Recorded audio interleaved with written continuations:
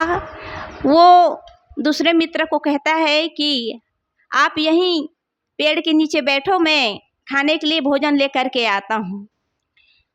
वह जो पहला मित्र था वह भोजनालय में जाता है भोजन लेने के लिए, और भोजन लेने के समय उसके मन में विचार जगता है कि क्यों ना मैं इस भोजन में विष मिला देता हूँ, फिर मेरा मित्र जो है वह मर जाएगा और उसकी जो साथ में जो संपत्ति रखा हुआ है, धन रखा हुआ है, वह मेरा हो जाएगा। ऐसा विचार करके वह उस भोजन में जहर मिला देता है।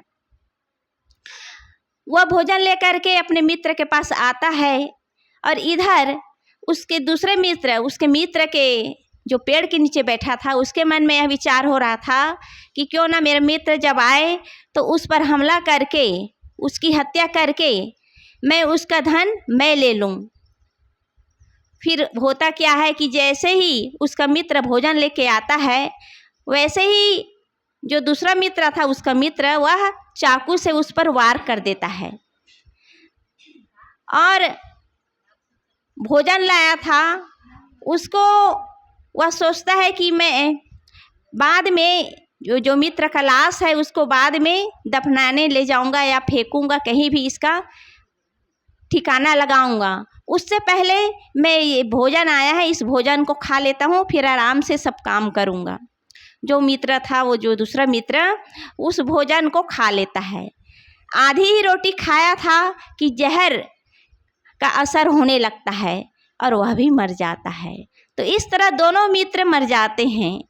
दोनों साथ में, दोनों की मित्रता थी, दोनों साथ में धन कमाने के लिए विदेश गए, धन लेकर के आए भी, लेकिन एक दूसरे को मारने की विचार, गलत विचार दोनों के मन में होने लगा और एक दूसरे की हत्या का षड्यंत्र रचे और दोनों मर गए। इस धन के चक्कर में, धन दौलत संपत्ति जो भौतिक धन है उसको पाने के लिए एक दूसरे की जान देने की विचार दोनों के मन में आया।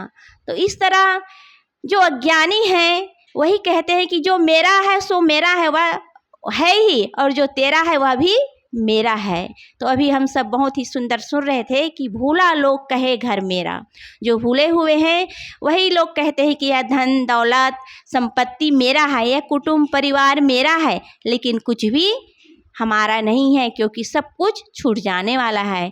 जब हम यहाँ से जाएंगे तो हमारे साथ हमारे अच्छे बुरे संस्कार ही जाएंगे, इसलिए हम अच्छे संस्कारों की पूंजी संग्रहित करें। बहुत ही सुंदर विचार अभी हम सब सुन रहे थे। आइए सत्संग की कड़ी को आगे बढ़ाते हैं और सत्संग विचार रखने के लिए हमारे बीच उपस्थित है नीलम। मैं उनसे निवेदन करती हूँ कि वे आए और अपने अच्छे विचारों से हम सबको लाभान्वित करने की कृपा करें। बोलिए सद्गुरुदेव की जय।